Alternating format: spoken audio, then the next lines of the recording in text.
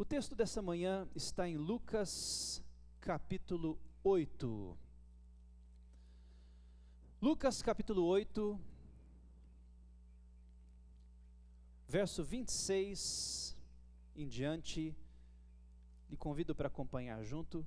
Lucas capítulo 8, 26 em diante. Então rumaram para a terra dos Gerasenos, algumas versões Gadarenos, fronteira da Galileia. Logo ao desembarcar, veio da cidade ao seu encontro um homem possesso de demônios, que havia muito não se vestia, nem habitava em casa alguma, porém vivia nos sepulcros. E quando viu a Jesus, prostrou-se diante dele, exclamando e dizendo em alta voz: que tenho eu contigo, Jesus, Filho do Deus Altíssimo? Rogo-te que não me atormentes. Porque Jesus ordenara ao espírito imundo que saísse do homem, pois muitas vezes se apoderara dele.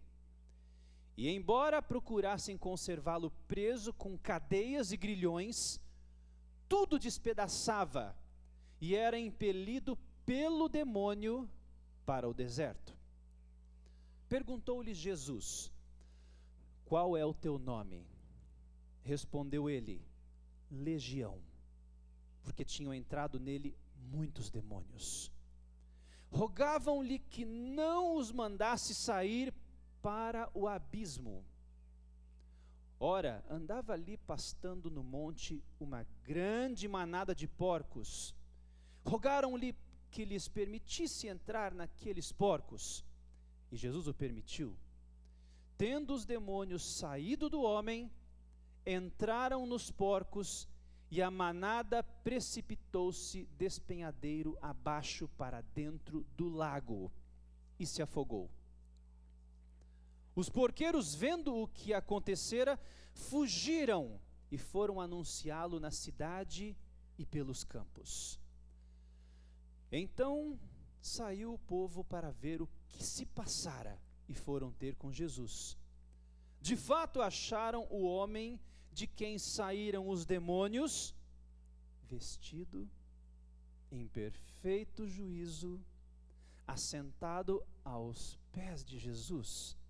E ficaram dominados de terror.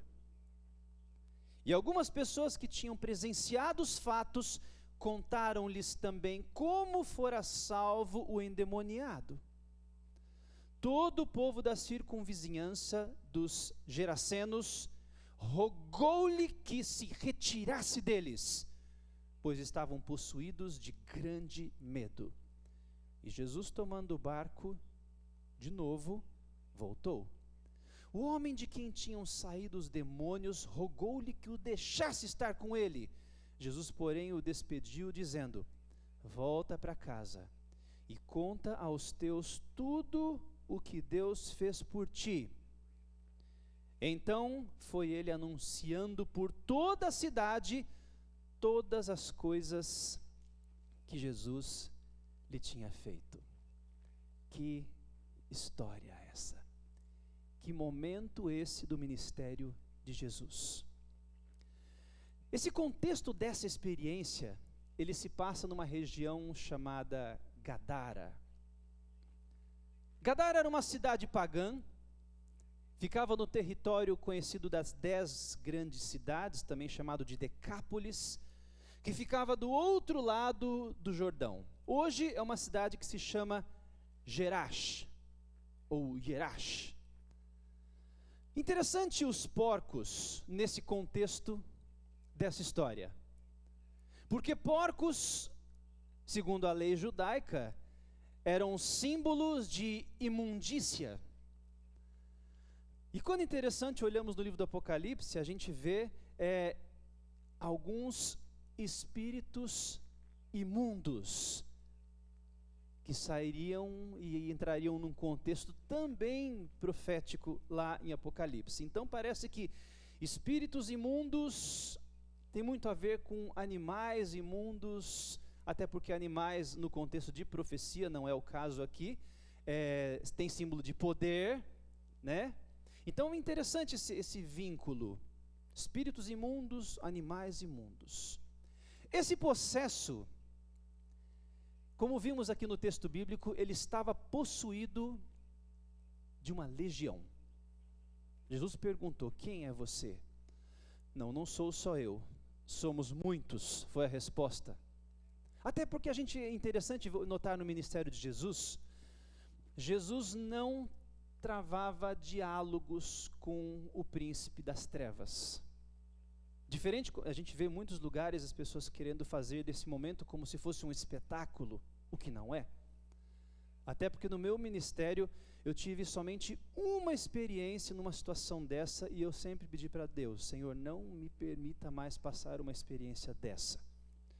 Porque é o momento em que você como um pecador se sente pior ainda. É ali que você vê a dependência do poder de Deus. Mas nesse caso aqui, não era somente um, era uma legião.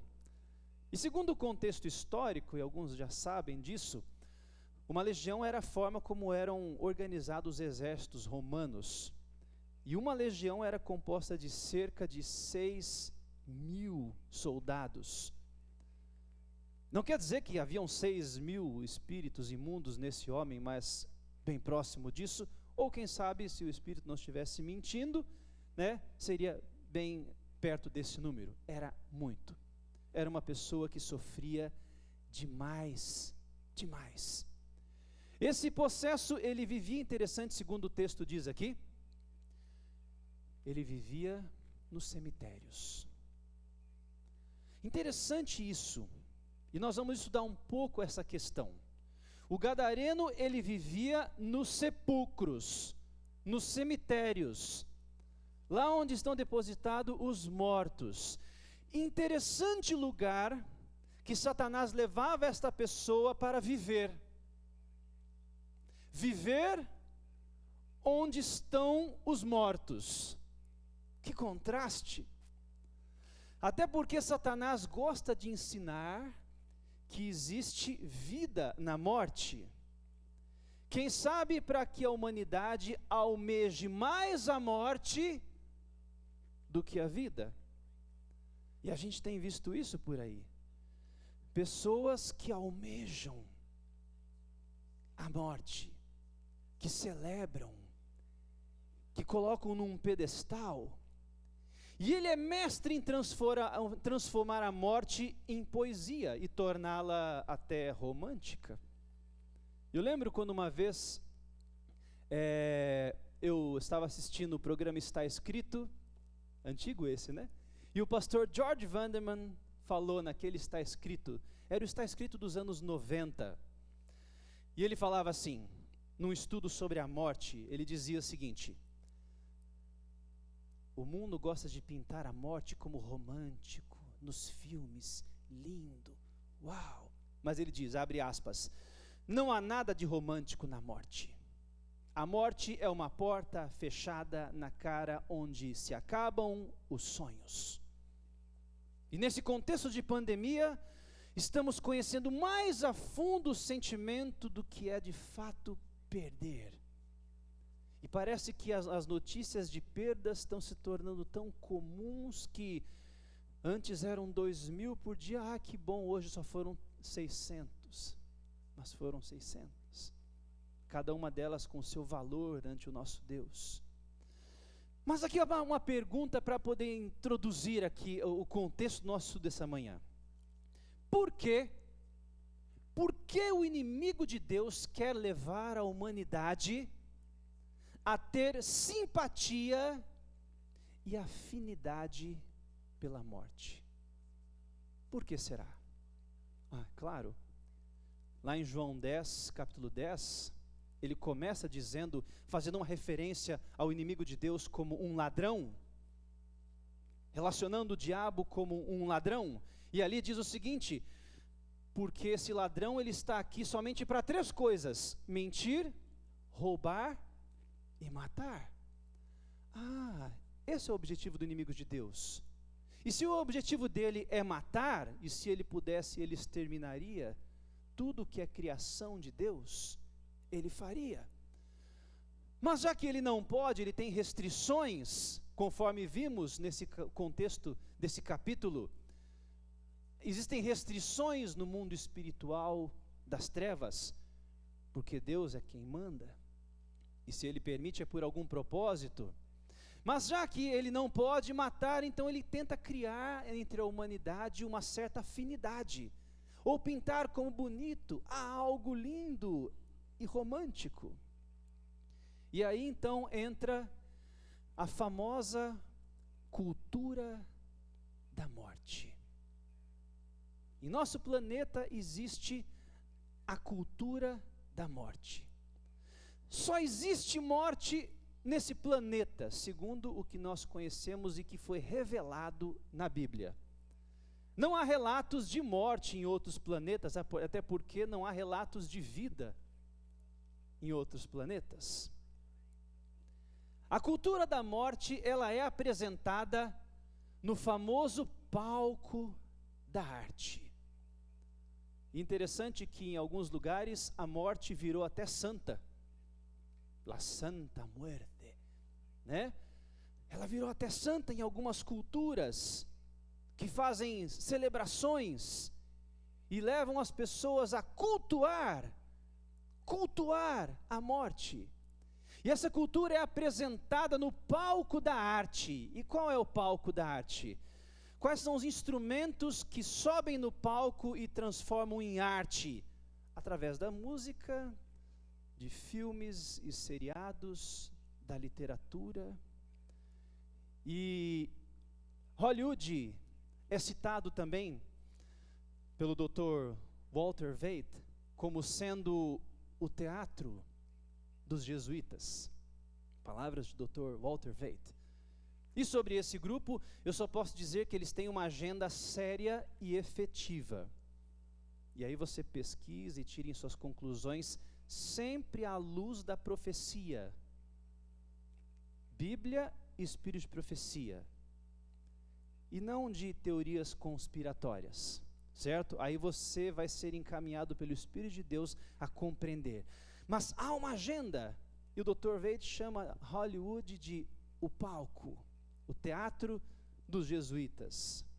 Bem, nesse teatro, muito se exalta aqueles personagens que vivem no mundo dos mortos. Interessante, viver no mundo dos mortos, os que tiram a vida e a violência. Parece que nesse teatro tudo é pintado até para as crianças de forma sempre cômica, de forma violenta, de forma em que as pessoas são tidas como um objeto. E parece que nesse teatro mostra que a humanidade tem um sério desejo em relação à morte, assim como o inimigo de Deus. Personagens que se tornam, embora vilões, são heróis e matam e levam as pessoas às torturas mentais, físicas e psicológicas. Bom, tudo isso está contido no famoso teatro. O teatro onde se apresentam as grandes músicas, filmes e literatura e os grandes conteúdos para o mundo. Para quem não sabe, esse é o nome de uma série, né? Parece que nesse teatro, o inimigo de Deus faz questão de exaltar o caráter seu para o mundo. E o argumento mor é que eu fui injustiçado na batalha do céu. Parece que em todas as artes que envolvem esse contexto, sempre esse argumento está rodando. Ele também gosta de dizer que ele não é de todo mal e que Deus também não é de todo bom. Muito presente nos conteúdos.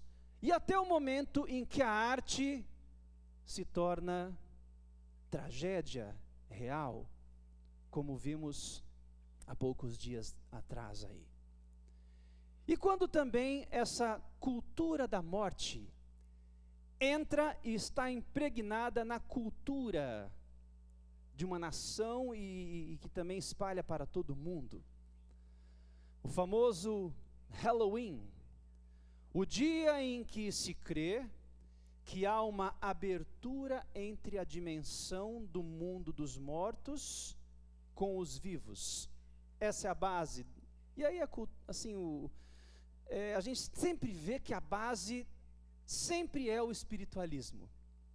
Sempre, porque para haver uma comunicação ou uma abertura na dimensão entre mundo dos mortos e mundo dos vivos, então porque deve ter vida lá entre o mundo dos mortos. Não há comunicação. Então veja que sempre a base é o espiritualismo. Então esse é o contexto quando entra na cultura, ok?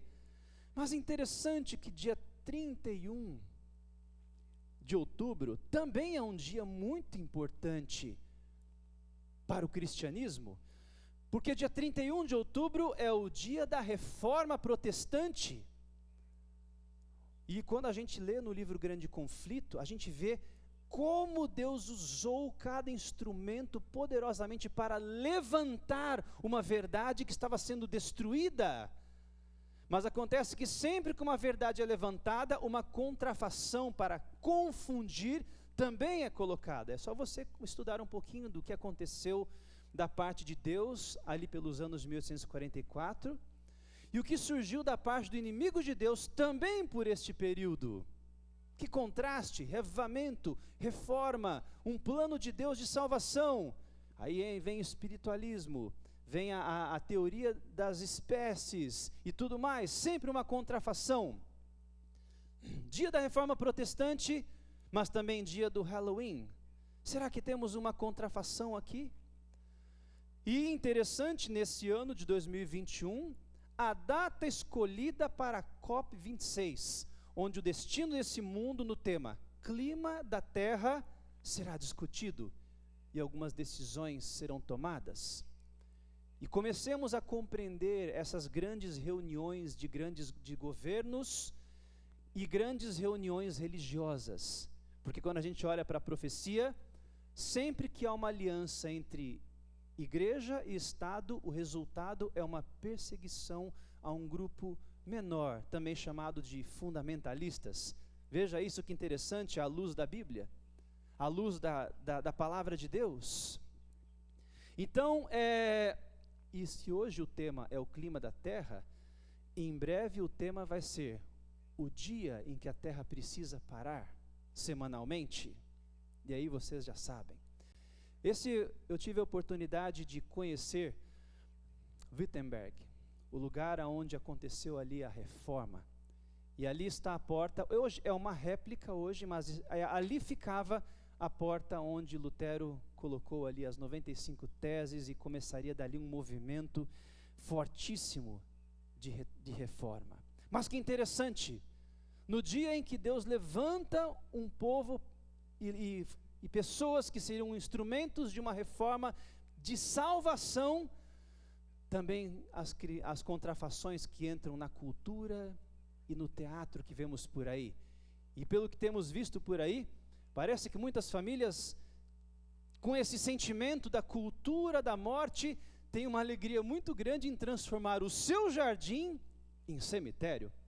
Detalhe, e eu parei para ver, com os nomes de cada um da família, nome completo, ali uma coisinha cômica do lado, porque tem que disfarçar, afinal são crianças que participam, ou seja, esqueletos, túmulos e sangue por toda a parte desse país, a gente tem visto aí nesses dias e pelo mundo. E eu não vou gastar tempo no mérito da data em si, de suas origens, e o que pode e o que não pode. Tá? Isso eu não vou gastar tempo com isso, porque cada um tem a resposta na sua comunhão com Deus. Pais, você terá resposta sobre isso na sua comunhão com Deus. E sem comunhão, nos resta uma vida sem respostas. Entendeu? Não adianta, o que o pastor vai falar? O que pode, não pode? Essa coisa de pode, não pode, eu sempre gostei de responder dessa forma. O pode ou não pode, Deus responde lá quando você conversa com Ele. E inclusive, quando a resposta vem de Deus, ela é tão especial, tão sagrada, que você entende os nãos de Deus como amor, como um ato de amor, como algo para você dizendo, filho, igual um pai quando diz para o filho não. A gente não fala não para o nosso filho pequeno, que ele não pode colocar a mão numa tomada. A gente não fala querendo restringi-lo de uma coisa maravilhosa. A gente fala por amor. A gente fala porque ama e não quer que ele colha as consequências. Mas sabe de uma coisa? Queridos, Deus tem um pensamento, e presta atenção aqui, ó. Esse aqui é o ponto mais forte do nosso estudo dessa manhã. Porque sobre tudo isso, o que pensa? Mas o que importa é só uma cultura, é coisa engraçadinho, essas coisas que vêm sendo apresentadas. Queridos, Deus tem um pensamento bem claro do que Ele pensa sobre a cultura da morte. Você quer conhecer? Onde é que Deus fala para a gente, pessoal? De várias formas, né? Através da natureza. Mas uma das revelações de Deus está aqui, ó. Deus tem um pensamento bem claro do que Ele pensa sobre a cultura da morte. Eu acho que isso poderá lhe trazer alguma resposta, que de repente lá na sua comunhão com Deus você poderá falar e se alongar mais. Vamos a Provérbios. Provérbios capítulo 8, verso 35 e 36. Presta atenção o que diz aqui. Provérbios 8, 35 e 36 diz assim. Como Deus é claro na sua palavra. Porque, acharam aí? Eu quero que vocês acompanhem juntos. Por isso que eu ponho só o texto lá em cima, para você achar na sua Bíblia, tá? Porque o que me acha a vida e alcança favor do Senhor. E aqui o verso 36, o que Deus pensa a respeito da cultura da morte. Mas o que peca contra mim violenta a própria alma. Todos os que me aborrecem amam a morte.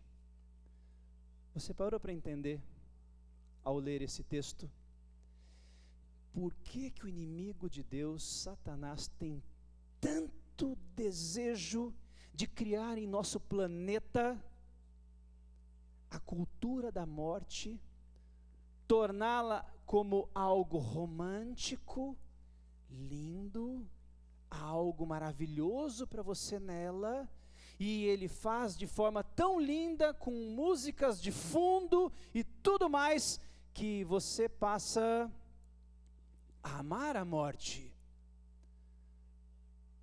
Você passa a amar. Parece que é muito lindo, é bonito. Mas olha que interessante o que está por trás do objetivo do inimigo de Deus. Fazendo você amar a morte, faz com que você aborreça o Criador. Lembra que o objetivo do diabo sempre é atacar o Criador. Sempre. Ele faz você sofrer, porque você sofrendo faz sofrer o Criador. Quando você cai e tem lá as suas consequências da sua queda, sua família sofre, sim, mas o Criador sofre ainda mais. Então olha que interessante, se ele fizer com que a humanidade ame e goste de conviver com a morte, e que tanto que almeja, isso faz com que o Criador se aborreça, e demais. Agora, voltando lá para o contexto de Lucas, capítulo 8, verso 37. Olha que interessante. No contexto desse endemoniado de Gadara, veja que ele já era uma criatura meio que conhecida. E embora ele fosse violento, ninguém conseguia prendê-lo, ele vivia no cemitério, parece que ninguém temia. Estava tudo bem. Já se acostumaram, era já uma figurinha da cidade. Os pais já falavam, não liga, é o endemoniado. Quem sabe as crianças até davam risada. E ninguém tinha medo. Ninguém, estava tudo certo. Mas interessante que foi Jesus chegar ali e mandar aqueles espíritos embora. O que aconteceu ali no verso 37? Rogaram-lhe que se retirasse deles, pois estavam possuídos de grande medo. Porque agora que ele estava salvo, que ele estava liberto, não era mais um personagem do terror, agora ele estava sano, curado, e agora que eles sentem medo, agora que eles começaram a ficar com medo, antes não. A reação das pessoas e moradores mostra que às vezes nós somos tão amantes da morte que nós tememos a vida e queremos ela longe. Tanto que a gente vê que eles queriam que Jesus, que era a vida, o príncipe da vida, estava ali, não só para trazer vida e liberdade àquele homem, mas para muitos daquela cidade. Eles, não, a vida aqui nessa cidade vai trazer muito prejuízo. E o que tinha acontecido com aqueles porcos? Muito prejuízo. Ficaram com medo e mandaram ele embora. Não, Senhor, você não é bem-vindo aqui. Vai, preferimos a morte. Não queremos a vida. No mínimo isso, queridos, é intrigante. No mínimo, querer viver, só que longe da vida. Não parece um contraste? É possível viver longe da vida?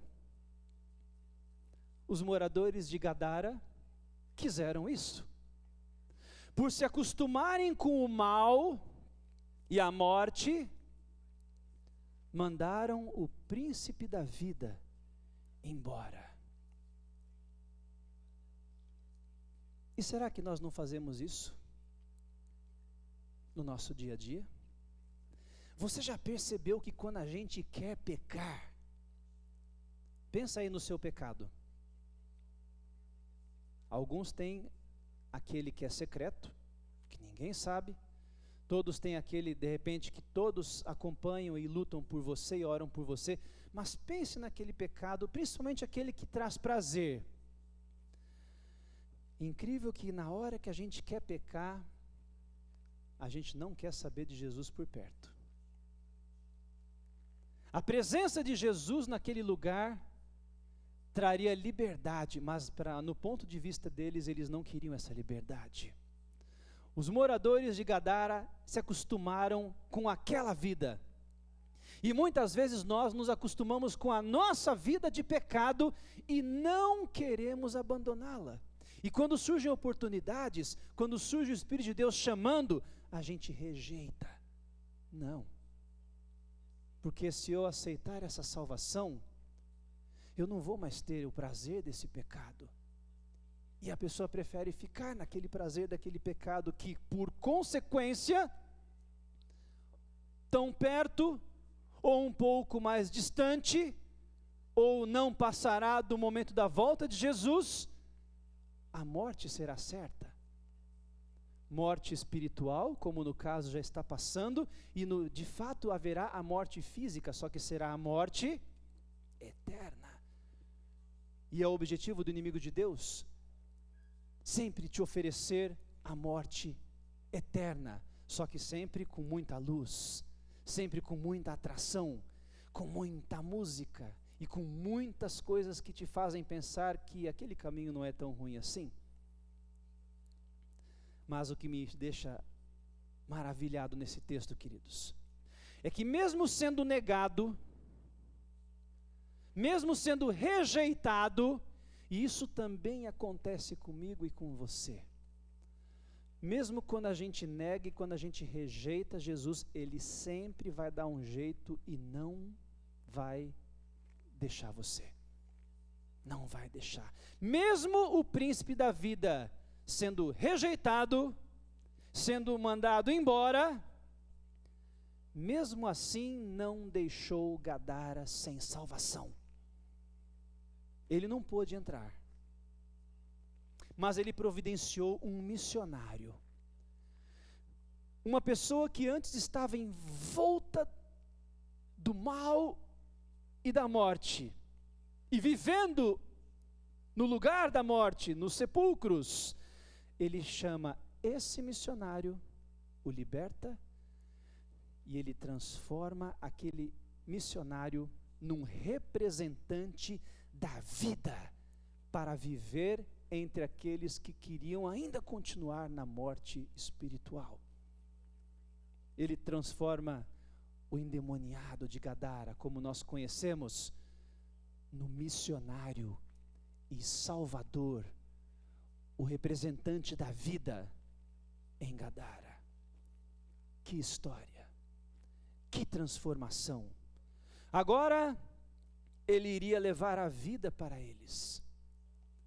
Agora aquele que vivia nos sepulcros estaria de casa em casa, nas praças. Ele teria um lar, um lugar para viver. Agora alguém, não sabemos da história dele, mas podemos imaginar que, por ser um missionário, um representante da vida, muito da vida floresceu em sua vida, que antes era só cheiro de morte. Que transformação. E vejam que interessante, queridos, o contraste entre o verso 37 do capítulo 8 e o verso 40. Eu quero que vocês notem comigo um contraste aqui, ó. O verso 37 do capítulo 8 de Lucas e o verso 40. Veja o contraste que aparece aqui, ó. Vou ler de novo o verso 37. Todo o povo da circunvizinhança dos Gerasenos ou dos Gadarenos rogou-lhe que se retirasse deles. Só até aqui. Agora olha o verso 40. Ao regressar Jesus, a multidão o recebeu com alegria, porque todos o estavam esperando. Notaram o contraste aqui? Um grupo que estava rejeitando e expulsando ele. E do outro lado do lago, um grupo que estava aguardando e que estava recebendo ele com alegria. Porque tem pessoas que têm um coração aberto para receber a vida.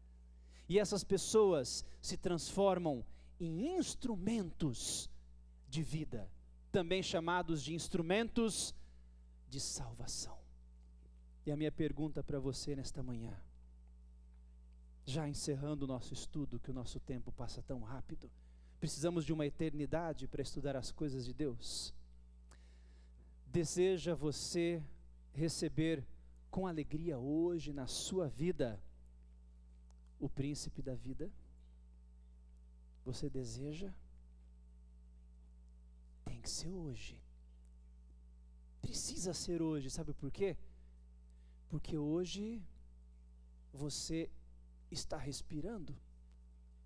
Hoje você tem vida. E quando se tem vida e decide-se pela vida, mesmo que venha a morte, não como cultura, mas como uma consequência do pecado, a vida voltará. e voltará para sempre. E lá em João capítulo 10, nossos últimos textos de hoje, João capítulo 10, verso 10, a segunda parte, porque nós vimos a primeira, que fala que o ladrão que só vem para roubar, matar e destruir. A segunda parte de João 10, 10 diz: eu vim, o príncipe da vida diz assim, ó, eu vim para que tenham vida. Por isso ele é o príncipe da vida. Ele veio para que você tenha vida. E que alegria quando ele pode dizer: eu vim no teu lar, e agora o seu lar passará da morte para a vida espiritual. Porque você disse sim. E quão lindo será? Apocalipse 21, verso 4. Lhes enxugará dos olhos toda lágrima, e a morte já não existirá. Porque não há como a morte existir na presença do príncipe da vida. João 11, verso 25. Nosso último texto desse estudo fantástico. 11, verso 25. Disse-lhe Jesus: eu sou a ressurreição e a vida. Jesus é o príncipe da vida. Jesus quer ser o príncipe da sua vida. E basta somente você dizer para Ele: sim, sim, Jesus, entra na minha casa. Entra na minha casa. Rola essa pedra. Me tira desse sepulcro, dessa vida de morte espiritual e desse contexto de morte desse mundo, e traga vida. Por isso a palavra, a expressão reaviva. Reaviva. Somente o príncipe da vida pode reavivar você, e Ele quer fazer isso hoje. E eu convido você a falar com Ele agora. Gostaria você de falar com o príncipe da vida? Agora. Sabe o que vai acontecer?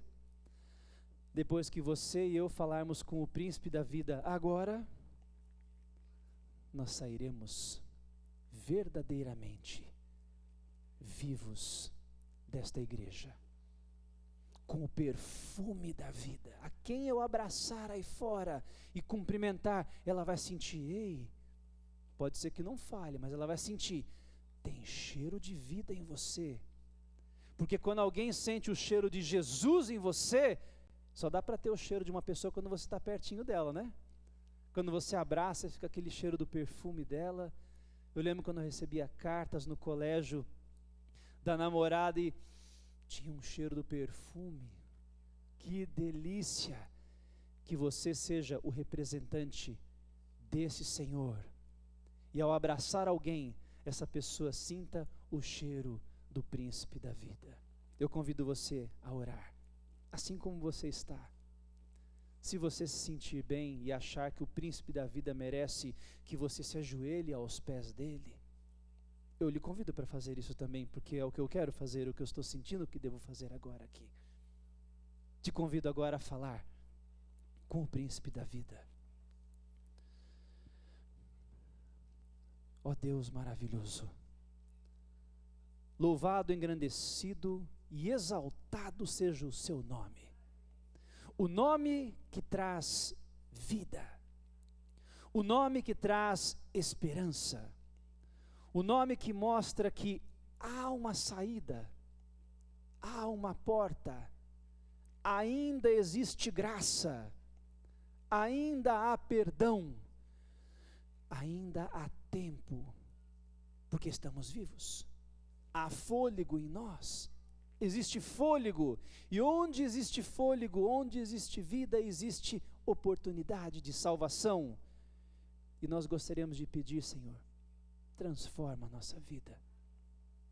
Obrigado porque o Senhor tem protegido a nossa vida física.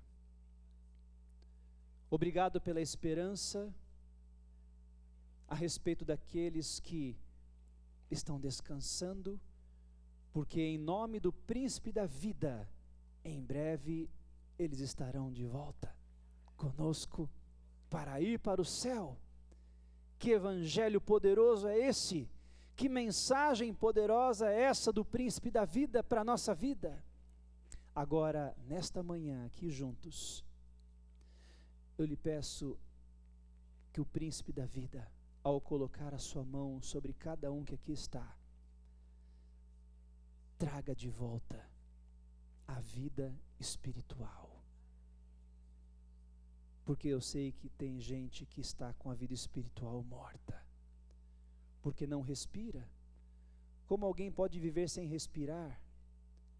E se a oração é a respiração da alma, tem pessoas que estão sem respirar há muito tempo, por isso estão mortas espiritualmente. Tem pessoas que estão mortas porque não comem. Como pode alguém permanecer vivo se não comer? E a sua palavra é o pão da vida. E não temos comido, por isso existem pessoas mortas espirituais aqui porque não comem e não respiram. Mas hoje chegou o dia de salvação e a oportunidade para esta pessoa, para mim, para cada um de nós e para as famílias aqui representadas. Muito obrigado, Senhor. Vem logo nos buscar, Senhor. Vem logo para que o Senhor possa declarar que não mais existirá morte, nem física e nem espiritual, para vivermos toda a eternidade. Obrigado, muito obrigado. Essa prece, ela vai assinada em nome do príncipe da vida, Jesus. Amém, Senhor.